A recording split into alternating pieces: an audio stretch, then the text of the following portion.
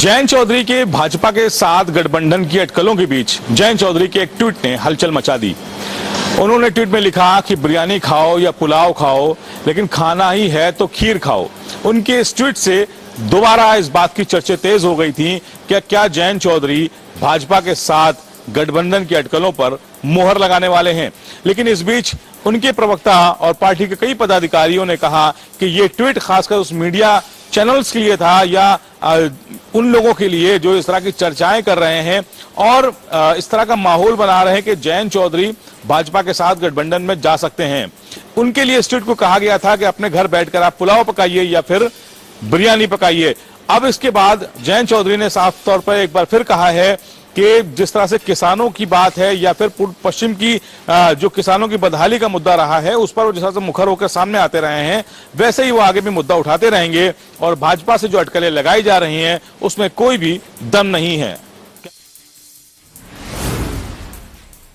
देश भर में एसी चेयर कार सुविधा वाली ट्रेनें, चाहे वो शताब्दी एक्सप्रेस हो, इंटरसिटी ट्रेनें हो, तो इनके जो है सीटिंग कैपेसिटी देखते हुए अगर इनमें किराया अधिक है तो उसको लगातार मांग चले। तमाम शताब्दी ट्रेनें खाली चल रही हैं और कोई और ट्रेनें एसी चेयर कार अनुभूति कोच है उनमें भी पर्याप्त जो है भीड़ नहीं हो रही है। विस्टाडोम कोच है उसमें भी भीड़ नहीं हो रही है। तो हाल ही में जो है रेलवे बोर्ड के चेयरमैन ए के लाहौटी ने इस समस्या को निजात दिलाने के लिए एक कहा है कि इन ट्रेनों को जो है अब इनमें 25 से 30% अगर कैपेसिटी है खाली है सीटें तो उनको मॉनिटरिंग करेंगे और 25% जो है किराया हम कम कर देंगे बेस फेयर में। यानी अगर 1000 रुपए ट्रेनों किराया है तो उसमें 200 रुपए किराया कम हो जाएगा। अब देखा जा रहा है, इनकी पूरी फीडबैक ली जा रही है और जल्दी से फीड करेगा सिस्टम में और देश भर की ज्यादातर ट्रेनों में इस शताब्दी और जैसी ट्रेनों में किराया कम हो जाएगा।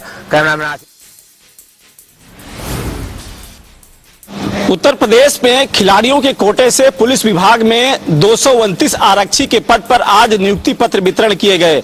मुख्यमंत्री योगी आदित्यनाथ ने कहा कि उत्तर प्रदेश में पहली सरकारों की अपेक्षा खेल को बढ़ावा दिया जा रहा है और पारदर्शी जो नियुक्ति हो रही है। तमाम आरोप लगाते हुए विपक्ष पर नजर आए मुख्यमंत्री योगी आदित्यनाथ की पहले की सरकारों में जो भर्तियां होती थी वो हाईकोर्ट में फंस जाती थी, उसके बाद बहुत सारी भर्तियां फंसी हुई थी। लेकिन 2017 के बाद जब भारतीय जनता पार्टी की सरकार बनी तब से अब तक जो भी सरकारी नौकरी में भर्तियां हुई हैं वो पारदर्शी हुई हैं, किसी उसमें भेदभाव नहीं हुआ, भ्रष्टाचार से दूर रही हैं। यही वजह है कि अभी तक कोई भी भर्ती कोर्ट में नहीं जा सकी है। समाजवादी पार्टी पर भी गंभीर आरोप लगाते हुए मुख्यमंत्री योगी आदित्यनाथ नजर आए कि समाजवादी पार्टी में जब सरकारी नौकरी निकलती थी तो बंटवारा होता था कौन से नेता कितनी भर्ती करेगा। इन सब चीजों को लेकर तमाम आरोप लगाते हुए मुख्यमंत्री लोक भवन में नजर आए। इस कार्यक्रम में मुख्यमंत्री योगी आदित्यनाथ, दोनों डिप्टी सीएम और खेल मंत्री इस कार्यक्रम में मौजूद रहे। आगरा में प्रस्तावित रबर डैम की सौगात अब आगरा वासियों को जल्द ही मिलने वाली है। सिंचाई विभाग द्वारा करीब 6 विभागों से अनापत्ति प्रमाण पत्र है जो ले लिया गया है। बाकी एक विभाग है जिससे प्रमाण पत्र लेना अभी बाकी है। एक विभाग से प्रमाण पत्र मिलने के बाद आगरा में जल्द ही रबर डैम का कार्य शुरुआत हो जाएगी, जिसके बाद आगरा में भूगर्भ जल समस्या भी दूर होगी और ताजमहल की जो नींव है उसको भी रबर डैम से जो पानी का जल स्तर बढ़ने से भी उसे भी फायदा मिलेगा। आगरा में रबर डैम की शुरुआत अगर अधिकारियों की माने तो दिसंबर तक रबर डैम की शुरुआत हो जाएगी। उसके बाद आगरा को रबर डैम की जल्द ही सौगात मिल जाएगी। बाराबंकी में पुलिसिया गश्त खोलते हुए बेखौफ चोरों ने एक बड़ी चोरी को अंजाम दे डाला। देर रात दुकान के अंदर नकब लगाकर चोरों ने लाखों रुपए के जेवर और नकदी पर हाथ साफ कर दिया। दरअसल जैतपुर कस्बे में स्थित एक ज्वेलर्स की दुकान में बेखौफ चोरों का आतंक देखने को मिला है, जिसने पुलिसिया गश्त की पोल खोल के रख दी। देर रात दुकान में नकब लगाकर लाखों रुपए की कीमती जेवर और नकदी पर चोरों ने हाथ साफ कर दिया। सूचना पर पहुंची जैतपुर थाने की पुलिस पूरे मामले की छानबीन कर रही है। दरअसल इसी ज्वेलर्स की दुकान में कुछ दिन पहले चोरों ने इसे निशाना बनाया था, जिसका अब तक जैतपुर पुलिस खुलासा नहीं कर पाई है और एक बार फिर चोरों ने जैतपुर पुलिस को एक बड़ा चैलेंज दे दिया है। इटावा चंबल नदी का कहीं न कहीं जो पुल का जो आवागमन था पूरी तरीके से बंद कर दिया है, क्योंकि क्षतिग्रस्त पुल हो चुका है। यहाँ बड़े वाहनों का आवागमन पूरी तरीके से बंद है, जिससे आने जाने वाले बड़े वाहनों को काफ़ी समस्याओं का सामना करना पड़ता है, क्योंकि ये नेशनल हाईवे माना जाता है। यहाँ से उत्तर प्रदेश और मध्य प्रदेश की जो सीमा है वहाँ चंबल पुल बना हुआ था, लेकिन एक बार फिर क्षतिग्रस्त होने के कारण अनिश्चितकालीन के लिए बंद कर दिया गया, क्योंकि लगातार यहाँ भारी वाहनों की चलने से कभी भी हादसा हो सकता है, जिससे नए पुल का निर्माण के लिए लगातार यहाँ मंजूरी मिल गई है। अब देखना होगा कि कब तक ऐसे पुल का निर्माण हो पाएगा, तभी तक अनिश्चितकालीन के लिए इसको जो बंद कर दिया है, क्योंकि बड़े वाहनों का आना जाना यहाँ होता था, क्योंकि यहाँ से बड़े मोहरम गिट्टी जो लोड करके यहाँ निकलते थे, जिसके बाद कई बार यहाँ पुल को क्षतिग्रस्त हो गया था, जिसके बाद लगातार प्रयास किया जा रहा है। वहीं पूरी तरीके से यहाँ सुरक्षा व्यवस्था की गई है, क्योंकि बड़े वाहनों का जो आवागमन है पूरी तरीके से यहाँ बंद है, जैसे छोटे वाहनों का निकलना यहाँ पूरी तरीके से जारी है, क्योंकि देखा जा रहा है कि कई बार इस पुल का जो क्षतिग्रस्त हो चुका था, तो इसके लिए लगातार इस पुल को बड़े वाहनों का आवागमन बंद कर दिया गया है।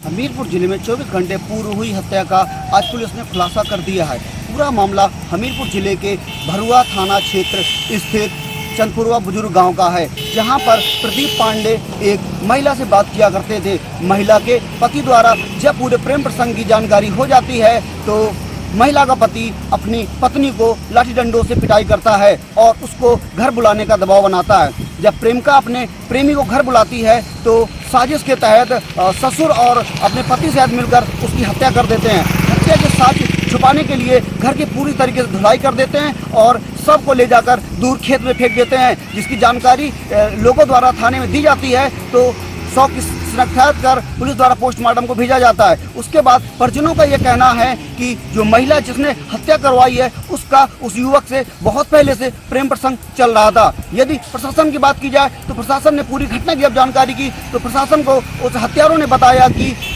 पूरी घटना का जो उन्होंने इल्जाम दिया था वो प्रेमी को फोन करके घर बुलाया गया था और साजिश रच के उसकी हत्या की। जनपद मुजफ्फरनगर के अंदर नकली किन्नरों का आतंक मचा हुआ है। ऐसा ही एक मामला आज राष्ट्रीय महिला एकता संगठन की राष्ट्रीय अध्यक्ष रिया किन्नर द्वारा मुजफ्फरनगर एसएसपी ऑफिस पर आकर बताया गया और अपनी शिकायत एसएसपी मुजफ्फरनगर को दर्ज कराई गई। रिया किन्नर ने बताया कि मुजफ्फरनगर के अंदर नकली किन्नरों को आतंक है। श्रावण मास शुरू हो चुका है और कावड़ियां लगातार मुजफ्फरनगर के अंदर बढ़ रही। ऐसे ही नकली भेष में नकली किन्नर कावड़ सेवा शिविरों पर जाकर कावड़ी को परेशान कर रहे हैं और धन उगाही की मांग भी कर रहे हैं। नहीं देने पर हल्ला करते हैं, बदतमीजी करते हैं, दुर्व्यवहार करते हैं। कहीं इससे माहौल खराब ना हो जाए, इसी को लेकर रिया किन्नर ने एसएसपी मुजफ्फरनगर को एक प्रार्थना पत्र दिया है, जिससे नकली किन्नरों पर कार्रवाई हो चुकी है।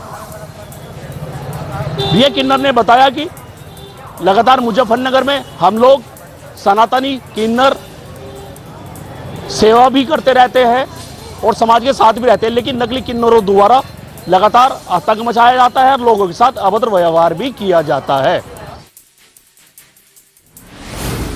संगम नगरी प्रयागराज में एक बार फिर से जनता टीवी की खबर का बड़ा असर हुआ है। बता दें, जहां साइकिल शेयरिंग योजना के तहत 2 साल पहले साइकिल के प्लेटफॉर्म बनाए गए थे, जिसमें आधा घंटा साइकिल फ्री थी और उसके बाद 10 रुपए शुल्क देना था। मगर ये साइकिलें जहां धरना स्थल के पास यार्ड में धूल फाग रही थी और पानी में भीग रही थी और खराब हो रही थी, ऐसे हजारों साइकिलें वहां पड़ी थी, जिसकी खबर जनता टीवी ने प्रमुखता से दिखाई थी। जिस पर जब इसको लेकर महापौर गणेश केसरवानी से बात की जनता टीवी ने, उनका कहना था कि कुछ प्लेटफॉर्म बनने थे जिसकी वजह से साइकिल नहीं जा पाई थी। फिलहाल इसको निर्देश देते हुए अधिकारियों से तत्काल कार्य कराते हुए वहां से उसको प्लेटफॉर्म पर लगवाने की बात कही है।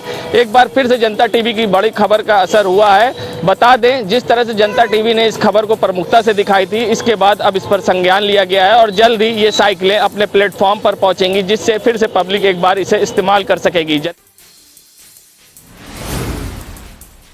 चल रहा है और शहर में इस वक्त लगातार कहीं ना कहीं जलभराव देखने को मिल रहा है। कारण ये भी है कि अमृत योजना के तहत शहर भर में सीवर लाइन पड़ रही है। इस कारण भी बहुत सी जगह पर खुदाई हो चुकी है, जहां पर पानी भरा हुआ है और नालियां भी चौक हो चुकी हैं और सीवर भी कहीं ना कहीं पूरी तरह से चौक हो चुके हैं। इसी को लेकर अब नगर पालिका भी इस मैदान में उतर चुकी है और नगर पालिका ने भी कमर कस रखी है। कहीं ना कहीं जो अमृत योजना के तहत जो खुदाई हुई थी, जिसके कारण पानी जलभराव हो रहा था, तो अब नगर पालिका ने भी अपनी कमर कस ली है और अपने कर्मचारियों को लगा दिया है कि उन नालियों को देखा जा सके और नालियों की जो पटान है, जो नाली चौक हो चुकी है, उनको कहीं ना कहीं सही करा जा सके। और कहीं यही कारण है कि नगरपालिका अध्यक्ष ने एक हेल्पलाइन नंबर भी जारी कर दिया है, जिससे आम जनमानस को उस हेल्पलाइन नंबर से जो समस्या उत्पन्न हो रही है शहर में, नगर में, वो उन तक पहुंच सके और उन तक बताया जा सके। क्योंकि बहुत हद तक बारिश होने से नालियां चौक हो रही हैं और शहर में गंदा पानी आ रहा है, लोगों के घर तक जा रहा है। यही कारण है कि लोग बीमार भी पड़ रहे हैं और कहीं ना कहीं दुर्घटना के शिकार भी हो रहे हैं। हाल ही में इसी जलभराव के चक्कर में 2 लोगों की मौत भी हो चुकी है। अब देखना होगा कि हड़ताल पे ये सारी चीजें कब तक आती हैं और जलभराव से कब तक लोगों को निजात मिलती है, ये देखने वाला विषय होगा। 2 दिन पूर्व सोशल मीडिया पर जलालाबाद नगर पालिका के एक बाबू के कई वीडियो वायरल हुए। वीडियो में नगर पालिका का एक बाबू ऑफिस में ही महिला सहकर्मी के साथ अश्लील हरकत करता दिखाई दे रहा है। सूत्रों की माने तो वीडियो काफी पुराना है। वीडियो वायरल होने के बाद जहां एक और चेयरमैन शकील अहमद ने आरोपी बाबू को नोटिस देकर जवाब तलब किया है, तो वहीं दूसरी ओर महिला और बाबू के अलग अलग समुदाय के होने के कारण इस मामले को लेकर हिंदूवादी संगठन एक्टिव हो गए हैं। उन्होंने कई उच्च अधिकारियों को ट्वीट कर सख्त कार्रवाई की मांग की। जब हमने इस पूरे मामले की जानकारी अपर पुलिस अधीक्षक संजीव वाजपेयी से जाननी चाहिए, तो उन्होंने साफ तौर पर कहा है कि मामला पंजीकृत है और आगे की जांच की जा रही है। महिला और बाबू से लगातार पूछताछ जारी है। शाहजहांपुर में एक प्रेमी ने अपनी प्रेमिका से किया प्यार का इजहार, तो प्रेमिका ने प्रेमी को नदी में दे दिया धक्का और प्रेमी चिल्लाते हुए नदी में जा गिरा। स्थानीय लोगों की मदद से प्रेमी को बाहर निकाला गया। पुलिस को सूचना दी गई, पुलिस मौके पर आई और पुलिस ने प्रेमिका और उसकी बहन के मंगेतर को थाने ले गई। थाने में पूछताछ की तो पता चला कि प्रेमिका का अपने प्रेमी से प्यार था। सोशल मीडिया पर उनकी बातचीत होती थी और प्रेमी को जब पता चला कि प्रेमिका जलालाबाद जा रही है, तो प्रेमी मिर्जापुर स्थित कोला घाट पुल पर प्रेमिका को मिला और उससे कहा कि मैं तुम्हारे लिए जान दे सकता हूँ।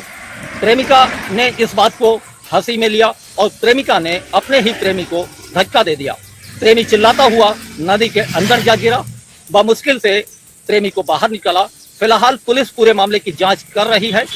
प्रेमिका और प्रेमिका के बहन के मंगेतर को पुलिस ने थाने में बैठाया हुआ है, लेकिन अभी तक किसी तरह की कोई एफआईआर दर्ज नहीं हुई है।